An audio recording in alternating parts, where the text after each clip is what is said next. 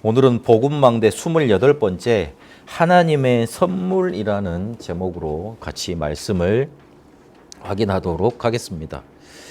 복음망대 벌써 28번째고 그리고 이제 30번째로 복음망대에 관한 내용은 마치게 될 것인데 들어보면 내용이 항상 반복이 되고 그리고 같은 내용들이 계속 전달이 될 겁니다.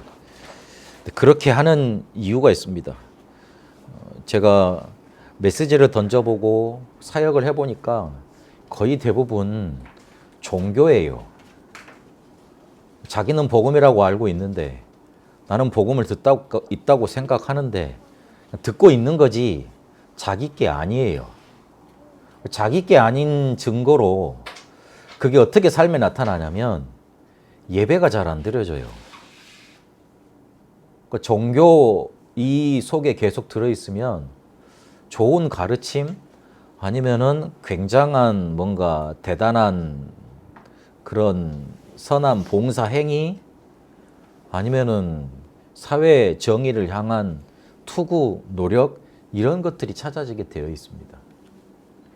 복음 붙잡으면 하나님이 주신 말씀 그 속에서 예배 속에서 모든 것 해결받습니다. 그러니까 예배가 살아나죠. 그래서 예배 가는 게 가장 삶의 중심이 되게 돼 있고 그리고 응답이 그 속에서 올 수밖에 없습니다. 그게 안 되어진다는 것은 결국에 근본적으로 내가 복음 아직 아니라는 뜻입니다. 그리고 복음에서 벗어나 있다는 뜻입니다. 복음에서 벗어나 있는 것은 결국은 종교거든요. 하나님은 간단하게 말씀하셨어요. 복음과 종교. 복음은 하나님에서 오시는 하나님께서 주시는 응답을 가지고 우리의 모든 문제 해결받는 것이기 때문에 그렇게 우리의 모든 거 살아나도록 만들어 주신 겁니다. 그래서 그 부분이 제 마음에 제일 걸렸습니다. 렘넌트들을 만나면서 그리고 이렇게 사역을 계속 해오면서 이게 복음이 전달되지를 못했구나 그 생각이 많이 들었습니다. 그래서 이 주제를 가지고 계속 인도받아 오고 있는 겁니다. 우리가 지금 감남산 기도회 16번째 집중 이렇게 계속 하면서 별 다른 것 안 하고 지금까지 우리가 받아왔던 말씀 기도 카드로 만들어 놓은 게 있습니다. 그래서 그거를 계속 올리고 있습니다. 그러면 그걸 한번 보시면서 하나님이 우리를 지금 2024년도 후반기 때 어떤 말씀으로 인도해 와셨는가 한번 확인하는 시간을 좀 가지셔야 됩니다. 그러면서 이 복음이라는 게 이 복음 망대가 내게 어떻게 전달되어 갈 건가 한번 그것도 확인해 보셨으면 좋겠습니다. 실제로 우리가 문제를 잘 모르고 있습니다. 뭐가 문제인지 그리고 왜 하나님은 이거를 우리에게 선물로 주셔야만 했는지 하나님이 선물을 주셨다 그랬거든요.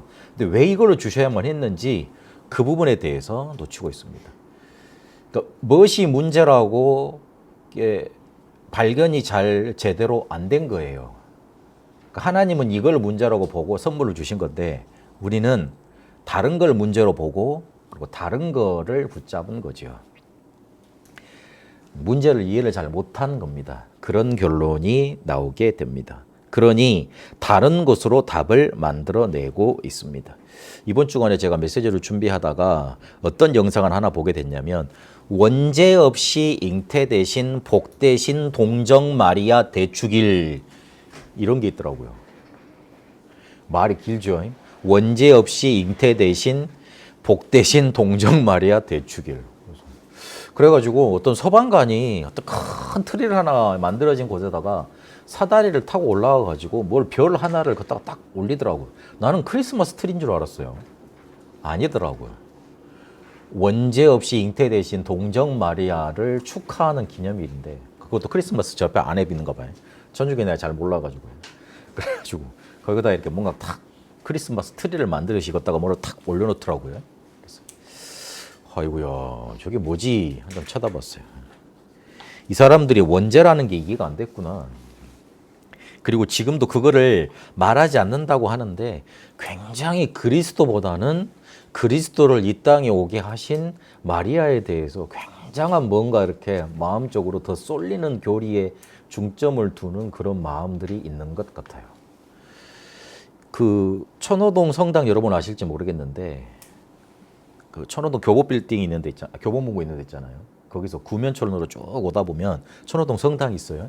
천호동 성당이 있는데 거기에 그 길가에서 다 보이도록 거기다가 무슨 간판 하나 딱 박아놨는데 뭐라고 그랬냐면 원죄 없이 잉태 대신 마리아 이렇게 써져 있습니다. 그 가톨릭은 미안하지만 천주교는 이단이에요. 이단의 기준이 뭔지 압니까? 예수님을 그리스도라고 인정하지 않는 게 기준입니다. 그게 이단이에요. 이단의 기준. 그 이단이지. 그리스도 외에 다른 길이 또 있다는 거 아닙니까? 그런 말은 그런 논리로 말을 해요. 우리가 그리스도로 직접 갈 수 없으니 하나님이시잖아요. 갈 수 없으니 중간 단계를 거쳐가야 된다는 거예요. 그래서 뭐가 있냐면 신부들이 있어요. 그래서 고해성사가 그 사람들한테는 굉장한 큰 의뢰인 겁니다. 또 우리는 그렇지 않습니다. 우리는 그렇지 않아요. 직접 하나님께 기도해서 예수 이름으로 응답받는 겁니다. 그래서 그 이름 붙잡고 우리가 은혜 받고 응답받는 겁니다. 예배하는 거는 다른 의미예요. 예배하는 거는 다른 의미라니까. 같이 모일 때 두세 사람이 모일 때 성령으로 함께 하신다 그랬습니다. 그러면 그때 같이 모여가지고 멀뚱멀뚱 이렇게 있을 겁니까? 아니죠. 말씀 확인하고 말씀을 전달해야 될 거 아닙니까? 대표자로서 제가 먼저 은혜 받고 정리해서 여러분들이 전달하는 거예요. 그런 개념인 거예요. 그래서 목사가 절대 권력자가 될 수가 없어요. 근데 아니잖아요. 이 사람들이 원죄를 이해를 못한 거예요. 원죄를 이해를 못했으면 그리스도에 대해서 정확히 제대로 알 수 있겠습니까? 그러면 성경에서 말하는 하나님이 주시고자 하는 구원 있는 겁니까? 심각한 말이 돼버리는 거예요. 심정적으로는 이해가 가요. 예수님이 원죄 없이 이 땅에 태어나셔야 되니까, 오셔야 되니까 그 원죄 없이 잉태되려면 쉽게 말하면 그 태에 문제가 없어야 되는 것 아니에요. 그렇잖아요. 그렇게 논리를 가져갈 수 있어요. 미안하지만 그러나 이사야 7장 14절에 보니까 처녀가 잉태한다 그랬는데 그 처녀를 보고 뭔가 문제가 없다고 그렇게 예언하시지 않으셨어요. 미안하지만 마리아도 남자의 후손입니다. 남자의 후손은 로마서 3장 23절에 보니까 죄인입니다. 여자의 후손으로 태어나신 단 한 분, 성령으로 잉태하신 분 단 한 분은 그리스도밖에 없는 거예요.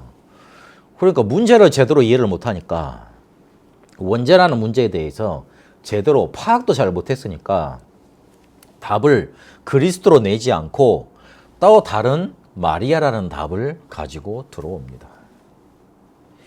요즘 개혁을 외치는 사람들이 많이 있습니다.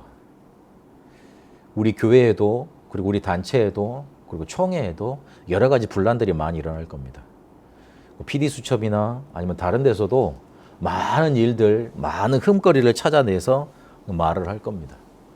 이 사람들이 사실관계도 파악을 안 해보고 자기들이 들은 말 가지고 그게 맞다고 주장을 해올 겁니다. 그러면서 이 사람들이 문제라고 지적하는 걸 보니까 뭘 문제라고 말을 하냐면 목회자들이 성적으로 타락했다. 주초 문제, 술 먹고 담배 피는 문제, 그게 문제다. 제가 알기로는 우리나라의 어떤 좀 이렇게 개혁이 아니죠. 진보적인 교단에서는 목사님들 되게 술 많이 먹고 그 다음에 담배 많이 피는 걸로 알고 있어요. 알고 있다니까요. 그리고 저기 독일이나 다른 유럽이나 미국 좀 진보적인 그런 계통 쪽에서는 그런 문제 전혀 탓하지 않습니다. 그래서 미국 이렇게 교단이나 이런 데서는 뭘 가지고 지금 계속 싸웁니까? 게이나 트랜스젠더 이런 문제들 있잖아요. LGBT인가? 맞나요? LGBT 그 문제 가지고 그 사람들도 교회 들어와서 예배 드려야 된다. 그 사람들도 구원받아야 된다. 이런 식으로 많이 하고 그러고 있습니다. 주처 문제는 우리가 100년 전에 선교사들이 들어와서 하도 이 사람들이 한국 사람들은 원래 좀 극단적이잖아요. 여러분 한국 사람 아닙니까? 다 극단적이잖아요. 너무 극과 극이잖아요. 쉽게 말해서 너무 술 많이 먹고 너무 담배를 많이 피우고 그러니까 야 저게 무슨 기독교인이겠냐, 좀 변해야지. 그러면서 그걸 이렇게 좀 뭐라 그럴까 이렇게 규제를 했던 겁니다. 근데 그거 해야지만 기독교인인 줄 알고 그렇게 이제 살아가고 있는 거예요. 그리고 재정을 사적으로 유용한 게 문제다. 그렇게 문제라고 많이 말을 하고 있습니다. 그리고 결국 그게 이제 막 흔들어도 이렇게 흔들림이 없이 사람들이 계속 모여들고 막 그러거든요. 그러니까 결국에는 나중에는 뭘 말하냐면 메시지를 가지고 걸고 넘어지더라고요. 그 메시지를 걸고 넘어간 중에 가장 중요한 내용이 뭐냐면 니들은 사단을 강조하기 때문에 이단이래요. 신학 공부를 다시 해야 되겠네. 그리고 그렇게 말하는 사람 중에는 나한테 이렇게 교리사를 가르쳤던 교수님도 계시는데 그 교수님들이 분명히 뭐 이거는 시대적인 응답 운동이고 2000년 만에 회복되었고 자기들이 이렇게 열변토에서 이렇게 말을 했거든요. 사람들이 어떻게 저러지? 와, 나는 굉장히 뭔가 이렇게 막 부끄러워서도 그 말을 못할 것 같은데 그러고 있더라고요.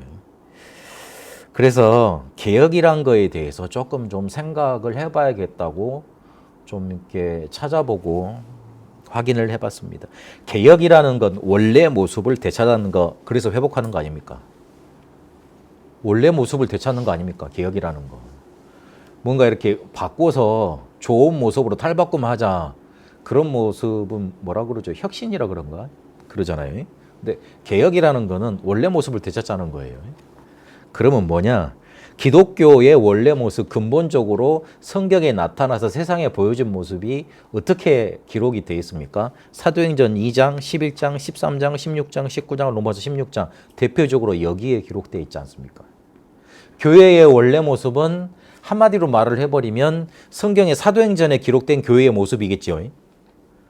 그렇잖아요. 그리고 더 나아가면 교회의 시작이 사도행전 2장 오순절 마가다라 앞번에 시작을 했으니까 더 나아가면 사도 바울이 선교를 하면서 세웠던 교회들을 그리고 그 교회들한테 보냈던 서신서에서 그 모습을 볼 수 있겠죠. 근데 그 사람들이 되게 착하게 살았던 사람들입니까?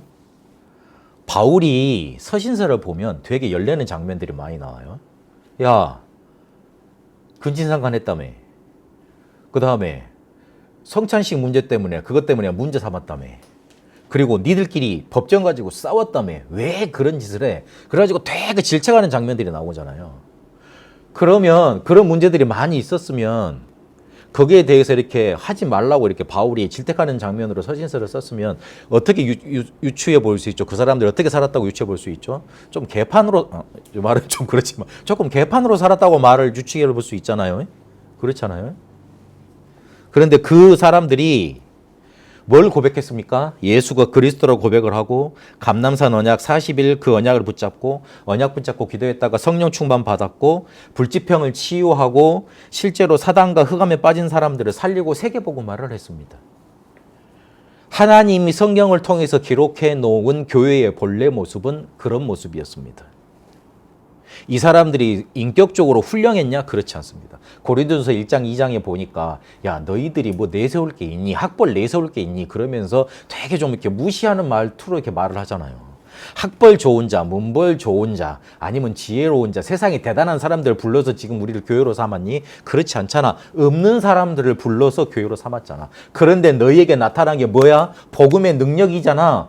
이렇게 말을 하잖아요. 세상에 나타난 교회의 모습은 착하고 선하고 뭔가 이렇게 공정하고 깨끗한 모습으로 나타나질 않았어요. 성령의 충만, 예수를 그리스도라고 붙잡은 사람들이 핍박 속에서 모였는데 그 사람들에게 성령의 충만함이 임했고 그 성령의 충만함으로 임해서 흑암에 빠진 사람들을 고치고 살려내고 불치병에 빠진 사람들을 치유해내고 그리고 몸 없는 자 그리고 배우지 못한 자들을 건져내서 서밋으로 만드는 일을 성경에 기록해 놓고 있습니다. 그러면 그거를 찾아가야 될 거 아닙니까? 그거를 찾아가야 될 거 아닙니까? 그러면 그거를 찾아가는 가장 중요한 핵심 키가 뭡니까? 메시지 아닙니까? 구제, 봉사, 일하는 게 초대교회의 주된 모습이 아니었습니다. 우리가 분명히 짚고 넘어가야 됩니다. 개혁은 다른 게 개혁이 아닙니다. 메시지 개혁입니다. 근데 메시지 잘 들어보면 옛날 초대교회가 말했던 오직 예수, 오직 그리스도, 오직 기도, 오직 복음 전도 그걸 말하고 있습니까? 그렇지 않아요.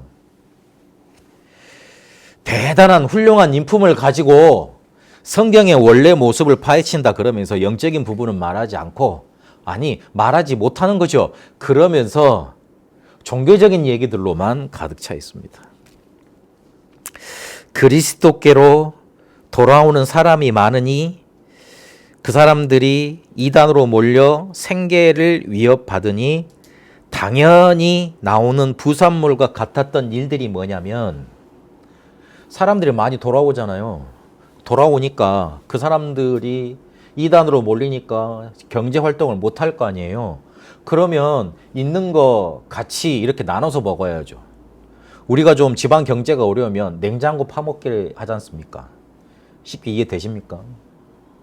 그런 거예요. 우리가 가진 거 서로 나눠서 이렇게 한 게 구제고 봉사하고 그랬던 거예요. 그래서 그것 때문에 너무 일이 많아져고 서로 다투니까 고대 때 오히려 안수 집사님들을 세워가지고 더 성령의 큰 역사를 이뤄내지 않습니까? 서로를 사랑하고 애틋하고 깨끗하게 살았던 게 아니었다고 저는 봐집니다. 오히려 그렇게 살지를 못했어요. 앞에서 말씀드렸듯이 서신절을 통해서 이렇게 질책하는 장면 보면 크게 볼 수 있습니다. 그래서 개혁이라는 거, 여러분 혹시 그런 말을 들으시면 여러분 마음속으로는 답을 가지고 있어야 됩니다. 그런 모습이 개혁이 아니지. 진짜 개혁은 성경으로 돌아가는 거지. 성경에 나타났던 교회의 모습은 마가 다락방 교회에서 시작된 세계복음화지. 그리 돌아가셔야 돼요. 근데 그 세계복음화를 일으킬 수 있는 원동력이 어디였냐? 예수가 그리스도라는 오직 복음이었어요. 거기로 돌아가는 거예요. 우리는 지금 그 흐름 속에 가고 있는 겁니다. 그러면 여기서 우리의 문제를 확인해 봐야 됩니다. 우리는 우리의 문제를 어떻게 지금 진단하고 확인하고 있습니까? 현실의 어려움, 이게 우리의 문제입니까? 어려움은 미안하지만 문제가 되지를 못합니다. 오히려 어려움은 우리에게 갈급함을 선물로 줍니다. 어려움을 통해서 오히려 하나님을 향해 집중할 수 있습니다. 그래서 집중을 향한 도구가 됩니다. 결론, 어려움은 우리를 죽이지 못합니다. 그리고 반대로 그럼 나는 문제가 없다 이럽니다. 문제를 못 보고 있을 수 있고 아니면 거짓말하고 있는 거예요. 진짜 문제는 숨어 있습니다. 어느 날 그 문제가, 숨어있던 문제가 내 운명을 완전히 장악해 버립니다. 그때는 빼도 박도 못합니다. 그리고 역사와 내가 살아가는 현장을 조금만 보세요. 역사는 지금까지 살아온 사람들의 궤적 아닙니까? 그리고 현장은 내가 지금 살고 있는 현실 아니에요. 조금만 보세요. 인간이 해결할 수 없는 저주와 재앙이 반복되고 있습니다. 조금만 살펴보면 됩니다. 성경은 우리의 문제를 뭐라고 말을 하고 있냐? 영적인 문제야. 그 영적인 문제 때문에 재앙과 저주가 올 수밖에 없어. 그 뒤에 지옥 배경과 사단이 도사리고 있다. 이 부분을 성경은 말하고 있고 강조하고 있습니다. 여러분 혹시 상담을 해 주시려거든 이 문제 앞에 사람을 데려다 놓으세요. 이 문제 앞에 사람을 데려다 놔서 그 사람이 이 문제를 볼 수 있도록 조금만 도와주세요. 얼토당토 않게 그 사람하고 소통한다 그래가지고 그 사람의 문제 막 어루만져주고 이렇게 들어주고 이러면 이 사람이 영원히 자기 문제에 대해서 틀리게 인식하도록 만들어줍니다. 부모가 문제입니까? 가정이 문제입니까? 아니면 주변의 사람이 문제입니까? 아니면 내 환경이 문제입니까? 아니잖아요. 문제될 게 하나도 없다니까요. 그리고 진짜 문제 아니라니까요. 진짜 문제는 하나님을 떠난 영적인 문제인 거예요. 영혼의 문제가 온 거고 영적으로 저주 재앙 속에 잡혀버린 겁니다. 그리고 눈에 보지 못하는 지옥 배경과 사단이 존재하고 있는 거예요. 이 부분 때문에 우리가 인정하고 싶지 않는 저주 재앙의 문제가 실살이 없이 우리에게 찾아 들어옵니다. 하나님은 우리에게 오직 그리스도를 선물로 그래서 주셔야만 했던 겁니다. 우리의 문제가 하나님을 떠난 영적인 문제이기 때문에 우리에게 주신 은혜는 그리스도입니다. 많은 은혜를 우리에게 주셨지만 어떤 걸 우리에게 은혜 중에 은혜로 주셨냐면 그리스도를 우리에게 은혜로 주셨어요. 사람의 문제는 앞에서 확인했듯이 영적인 문제입니다. 하나님을 떠나 있는 겁니다. 그래서 하나님이 더 이상 필요 없다면서 다른 것을 섬기고 살아갑니다. 출애굽기 20장 4절에서 5절까지 보니까요. 그래서 에베소서 2장 1절에서 3절까지 보니까 죄 속에 빠져서 영혼이 죽어버렸습니다. 정신, 육신, 가정, 가문, 후대 문제 올 수밖에 없게 됐습니다. 영혼이 죽어버리니까 정신도 죽죠. 육신, 내 삶도 죽지요. 내 가정, 가문, 후대 다 죽게 되어 있습니다. 요한복음 8장 44절, 마태복음 25장 41절, 누가복음 16장에 보니까요. 사단의 지배를 받으면서 그 아래서 일평생 살게 되고 죽어서는 지옥으로 가게 되어 있습니다. 죄 문제 해결하지 못하면 마귀에게서 빠져나올 수가 없는 거예요. 그러니 원래 지옥은 감옥이잖아요. 지옥이라는 게 땅 지자에다가 감옥 옥자를 쓰지 않습니까? 땅 밑에 있는 지옥인 거예요. 그리고 옛날 감옥은 땅을 파서 만들었어요.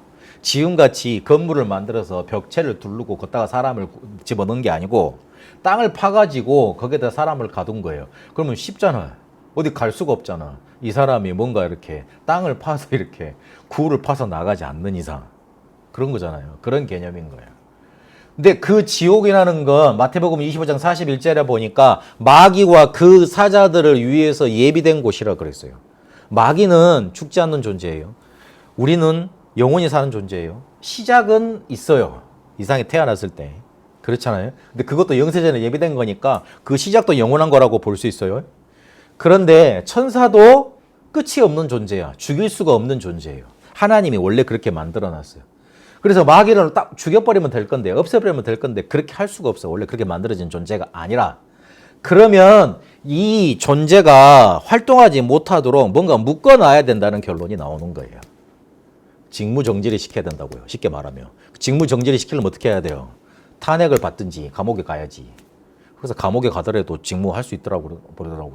어쨌든 뭔가 가둬야 되는 거예요. 그래서 생긴 개념이 지옥인 거예요. 그런데 죄 문제 해결하지 못했으니까 마귀한테 소속돼 있어요. 마귀를 따라 살 수밖에 없어요. 마귀가 원래 가야 될 곳에 같이 가게 되는 거예요. 큰 잘못을 해서 지옥 가는 거 아니에요. 큰 선행을 했기 때문에 천국 가는 거 아닙니다. 죄 문제 해결 받았기 때문에 천국 가는 거고 죄 문제 해결하지 못했기 때문에 지옥 가는 겁니다. 그래서 사람은 문제를 벗어나기 위해서 갖가지 노력을 다하고 있습니다. 그게 선행이고 종교고 철학이에요. 선행은 당연한 거예요. 근데 반대로 받는 입장에서는 자기 자신을 깎아내리는 것일 수도 있습니다. 그래서 스스로 일어나는 발판도 없애버리는 격이 됩니다. 우리가 사람을 많이 도와주면 그 사람이 스스로 일어날 수 있는 다리를 걷어차버리는 거하고 똑같아요. 그래서 선행이라는 게 꼭 도움이 된다고는 말할 수 없습니다. 종교는 어떤 겁니까? 당연히 가르쳐야 될 가르침이고 필요한 것이지만 이게 결국은 사람에게서 난 겁니다. 그렇기 때문에 구원의 길을 만들 수가 없어요. 사람에게서 난 것 가지고 구원의 길을 만들 수가 없다니까. 천국이 어딘지도 모르는데 그걸 어떻게 주소 찍고 찾아갑니까? 못 찾아가는 거예요. 천국이 있다고 딱 어디 지정 장소가 있으면 길을 만들어 가면 되잖아요. 갈 수가 없어요. 그리고 철학을 통해서 철학은 인간 문제의 근본을 파헤치기 위한 학문입니다. 그래서 철학의 기본 개념을 보면 인간의 문제를 뭘로 규정할까 그것부터 시작을 합니다. 그래서 예전 그리스에서 철학이 시작됐을 때 자연이 이 세상의 근본이라고 생각을 하고 그걸 가지고 우리 인간의 문제를 해결하려고 그랬어요. 근데 다 틀렸잖아요. 그러면서 뭐 자기 자아 아니면 뭐 이데아 아니면 뭐 어떤 뭐 실존처럼 이런 것도 다 갖고 나오지 않습니까? 문제에 대해서 잘못 짚었기 때문에 답도 틀리게 나게 돼 있습니다. 그래서 하나님은 그리스도를 보내셔서 구원의 길을 여신 겁니다. 하나님 만나는 길 되셔서 보이사 성령께서 우리에게 오실 수 있는 길을 여셨습니다. 그래서 하나님과 함께 할 수 있는 축복을 우리에게 주셨습니다. 선지자입니다. 우리의 죄를 대신 담당하시고 해방시키셨습니다. 제사장입니다. 우리 렘넌트하고 아까 예배를 같이 드렸지만 우리가 죄를 지으면 죄의 싹성 로마서 6장 23절에 보니까 사방이라고 그랬어요. 그래서 죄 지으면 죽어야 돼요. 그러면 우리 목숨이 한 개잖아요. 죄 지을 때마다 죽어야 된다 그러면 우리는 한 번 죽임을 당하고 몇백 번, 몇천 번, 수만 번 죽임을 당했어야 옳아요. 그걸 할 수가 없잖아요. 그래서 누가 대신 그걸 담당해 줄 수 있는 대속물이 필요한 개념, 그게 필요한 거예요. 그래서 성경에 대속물이라는 개념이 나옵니다. 우리 값을 대신 치러줘야 되는 거예요. 그리고 성경에는 그냥 단순히 죄만 치러주는 게 아니고 이 사람한테 내가 범죄를 해가지고 이 사람의 손해를 끼쳤잖아요. 그것까지 대신 갚아줘야 돼요.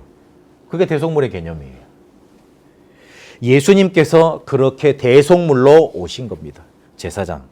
그리고 사단의 권세를 멸하시고 우리를 그 손에서 건지셨습니다. 왕. 하나님이 그리스도를 우리에게 은혜로 보여주신 겁니다. 그래서 이 은혜를 받아들이는 것, 그러면 구원받는데 그 구원받는 방법이 뭐냐? 바로 믿음입니다. 우리가 가진 것으로는 우리의 문제를 해결할 수 없기 때문에 믿으라고 하신 겁니다. 사도행전 4장 12절에 보니까 다른 이로서는 구원받을 수 없다고 그랬습니다. 우리 가진 것 가지고 구원받을 수 있으면 좋잖아요. 그런데 우리 가진 것으로는 그리고 타인의 도움으로는 영을 살릴 수 없습니다. 그 어떤 영웅도 사단을 이길 수 없었습니다. 그래서 구원은 하나님의 은혜로 우리에게 찾아와서 우리를 건져내 주신 겁니다. 그런데 이 믿음이라는 걸 구체적으로 성경을 표현을 했습니다. 뭐라고 표현을 했냐면 로마서 10장 9절에서 10절까지 보니까 마음으로 믿고 입으로 시인해야 된다 그랬습니다. 그럼 어떻게 됩니까? 요한복음 15장 1절에서 8절까지 보니까 생명적인 관계가 생긴다고 그랬습니다. 내가 너희 안에 거하고 내가 너희 안에 거하고 너희가 내 안에 거한다. 좀 뭔가 이렇게 수학적인 기호로 따져도 이상한 말이 되죠. 말이 좀 잘 이해가 안 되는 말이에요. 근데 잘 생각을 해보세요. 예수를 그리스도로 믿고 나의 주로 영접하면 하나님의 자녀가 됩니다. 요한복음 1장 12절에 그랬잖아요. 근데 위에서 임하는 권세로 되어지는 일이기 때문에 그거를 권세라고 표현을 했습니다. 하나님의 자녀가 된다. 그러고 끝나야 될 거 아니에요. 근데 하나님의 자녀가 되는 권세를 주셨다. 그랬어요. 그러면 뭔가 더 하고 싶은 말이 있는 거예요. 너희가 그냥 하나님의 자녀가 될 수 없지 않니? 그래서 위에서 주시는 힘으로 하나님이 주신 은혜로 그렇게 되어진 거야. 근데 그걸 너희들이 믿은 거야. 그래서 구원받은 거야. 그거를 더 명확하게 알려주고 있는 거예요. 입으로 시인하는 것은 내가 믿는 것을 밖으로 드러내고 공표하는 겁니다. 여러분 결혼 어떻게 하셨어요? 결혼 어떻게 하셨어요? 서로 눈빛 교환해서 하셨습니까? 그러셨어요? 설마? 청혼을 했을 거 아닙니까? 누군가. 그렇죠. 그럼 내가 그랬을 거 아니에요. 그렇잖아요. 그럼 저 사람이 내가 너무 싫어. 결혼하고 싶지 않아. 그럼 뭐라 그럴 거예요? 그랬겠죠. 그러면 성립이 안 되는 거잖아요. 했기 때문에 저 사람은 내 사랑하는 남편, 나는 아내, 저 사람은 사랑하는 내 뭔가 이렇게 그 남자친구, 나는 그 애인, 그렇게 성립이 된 겁니다. 그래서 고백이라는 거는 관계를 시작하고 관계를 만들어내는 표현인 겁니다. 공표하는 겁니다. 우리가 예수를 그리스도로 마음속에 믿기 때문에 공표하는 거예요. 그때 뭐가 생긴다고요? 하나님의 자녀라는, 하나님은 우리 아버지고 나는 하나님의 자녀라는 생명적인 관계가 그때부터 생성이 되는 겁니다. 그래서 받아내시는 겁니다. 그런데 이게 거짓말로 꾸며낼 수가 없습니다. 거짓말로 꾸며낼 수가 없다니까요. 고린도전서 12장 3절에 보니까 예수의 영이 아니고서는 뭐라 그랬습니까? 예수를 주라 시인할 수 없다 그랬습니다. 우리 안에 예수의 영 계시기 때문에 예수를 그리스도로 고백할 수 있는 거예요. 반대로 한번 생각을 해볼게요. 내 안에 사단의 영 충만하기 때문에 뭐가 보이느냐? 귀신 보이는 거예요. 혹시 여러분 주변에 귀신 보이는 사람이 있다? 그 사람 충만해져 있는 거예요. 그러니 보이는 거예요. 어떻게 영이 육적인 눈으로 보여진답니까? 왜 그렇지요? 들어있으니까, 그것도 충만하니까, 잡고 있으니까 보이는 거예요. 그거를 어떻게 과학적으로 증명해낼 수 있는 방법은 없지만 그 사람이 체험하고 있기 때문에 보이는 겁니다. 반대로 성령께서 우리 안에 거하시기 때문에, 계시기 때문에 이미 예수를 그리스도 믿는 믿음이 우리 안에 생겨졌기 때문에 성령께서 거하실 수 있고 예수를 그리스도라고 고백할 수 있게 되는 겁니다. 미안하지만 고백은 만들어낼 수가 없는 거예요. 모든 사람을 하나님이 구원하시기 위해서 믿음을 조건으로 주셨습니다. 로마서 10장 13절에 보니까 주의 이름을 부르는 자 구원받는다 그랬지 않습니까? 지식, 배경, 재산은 구원의 조건이 될 수 없습니다. 조금만 생각해 보면 지식이 얼마나 높아야지, 그리고 어떤 시험을 치러야지 구원을 받을 수 있는 겁니까? 뭐 재산은 어떤 한계선, 어떤 일정의 이산이 있어야지 구원받을 수 있는 겁니까? 그리고 노력은 얼마나 해야지 구원받을 수 있는 겁니까? 조건을 제시할 수가 없잖아요. 우리가 가진 것으로는. 그래서 하나님이 그것 제시해 놓으면 구원받을 사람이 단 하나도 없기 때문에, 아니면 너무나 높게 제시해 놓으면 없는 사람들은 못 받을 거 아니에요. 그렇잖아요. 그렇기 때문에 뭘 제시를 했냐면 모든 사람이 할 수 있는 믿음이라는 걸, 믿기만 하면 구원받는다는 걸, 그거를 조건으로 내세우신 겁니다. 잠언 27장 1절에 보니까 내일 일을 자랑하지 말라 그랬습니다. 은혜 주실 때 믿어야 됩니다. 우리의 미래는 우리가 보장할 수 없습니다. 우리 렘넌트를 지금 결단해야 돼요. 그래, 나는 오직 그리스도만 붙잡아야 되겠다. 하나님의 은혜, 그리고 그것만 붙잡아야 되겠다. 나는 그렇게 믿어야 되겠다. 그렇게 언약을 붙잡아야 됩니다. 그래서 오늘 구원은 하나님의 선물이라고 말씀하고 계십니다. 구원은 하나님의 은혜로 시작됐습니다. 믿으면 되지만 은혜로 그리스도를 우리에게 주시지 않았으면 시작할 수 없었어요. 우리가 가진 조건으로 시작을 했으면 우리가 가진 영적인 문제는 해결하지 못했을 거예요. 그리고 구원은 영세 전부터 준비하신 것인데 지금 나에게 나타난 것이고 영원히 있을 것이 바로 구원입니다. 이게 엄청난 거예요. 그래서 구원은 운명 결정론, 뭔가 결정론으로 우리에게 찾아온 게 아니고 예정론으로 우리에게 찾아온 거고 예정된 것입니다. 그 예정론 혹시 여러분 많이 들어보셨을 건데 옛날부터 구원받은 사람은 정해져 있냐? 그거는 운명론이고요. 구원을 받다 보면 어떤 생각이 드는 게 정상이냐면, 야, 내가 이 구원을 어떻게 받았지? 내가 예전에는 이 구원 받아들이지도 못했을 건데. 그래서 내 구원을 생각해 보니까 내 뭔가를 조건 가지고 내 것 가지고는 받을 수 없었기 때문에 이게 내가 믿어질 수 있도록 하나님이 예비하신 거구나. 근데 지금 이게 내게 찾아왔구나. 근데 성경 자세히 읽어보니까 이게 영원히 보장된, 천국까지 보장되는 거네. 그렇게 깨달아지는 게 맞습니다. 그게 바로 예정론입니다. 나는 절대 믿을 수 없는 사람인데, 나는 절대 구원받을 수 없는 사람인데 하나님이 이걸 예비하셨구나. 그게 믿어지는 거예요. 그게 예정론이에요. 그러니까 시점으로 보면 내가 구원받은 시점에서 내가 뭔가 이렇게 과거를 돌아보니까 하나님이 예비하셨구나. 그게 깨달아지는 거예요. 그래서 예정론이라고 합니다. 그런데 이 구원이 일방적이었습니다. 왜 일방적입니까? 이 사람이 구원의 가치를 지불해 줄 수 있는 능력 있는 사람이면 일방적이지 않아요. 뭔가 이렇게 해서 협상을 하는 거예요. 근데 이 사람을 보니까 도저히 이 사람 가진 거 가지고는 값을 치를 수가 없어. 그래서 일방적으로 주시는 거예요. 그래서 선물이라고 표현을 하신 거예요. 아니면 대가라고 표현을 하지. 아니면 보수라고 표현을 했겠죠. 아니면은 응당한 뭔가 이렇게 대가라고 표현을 했겠죠. 그렇겠죠. 근데 선물이라고 표현을 했어요. 선물이라는 개념은 뭡니까? 주고 싶은 사람이 받는 사람한테 주는 겁니다. 그런 거예요. 그래서 값어치 우리가 따질 수 없는 사람, 값을 치를 수 없는 사람한테 하나님 일방적으로 그거를 내밀어 버리신 거예요. 주신 거예요. 일방적으로 주신 거라니까요. 그래서 우리가 값을 치렀지 않기 때문에 값어치 없다고 생각할 수 있습니다. 그러나 그게 그런 의미가 아닙니다. 가치를 매길 수 없기 때문에 우리가 가진 것으로는 값을 해결할 수 없기 때문에 하나님이 그렇게 주시는 겁니다. 그러지 않고서는 인간을 구원할 수 없기 때문에 그렇게 줘 놓으신 겁니다. 하나님은 우리에게 오직 그리스도를 선물로 주셔야만 했습니다. 우리의 문제가 하나님을 떠난 영적인 문제이기 때문에. 그래서 저주 재앙받고 살아야만 해요. 그런데 너무 억울한 건 성경은 그 뒤에 지옥과 사단 배경이 있다고 말해주고 있어요. 얼마나 우리 인생을 원망하고 삽니까? 얼마나 우리 인생을 저주하고 삽니까? 얼마나 남을 탓하고 가장 사랑하는 사람들을 원망하고 그 사람들과 반목하면서 이 세상을 살아갑니까? 그 뒤에 승리자가 누굽니까? 사단 아닙니까? 왜 우리가 그걸 말해주지 못하겠습니까? 왜 우리가 그거를 강조하지 못하겠습니까?